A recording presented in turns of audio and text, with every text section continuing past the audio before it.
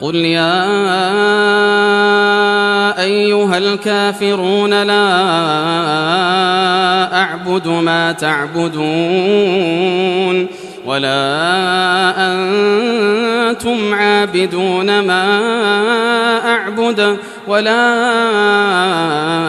أنا عابد ما عبدتم ولا أنتم عابدون ما أعبد لكم دينكم ولي دين.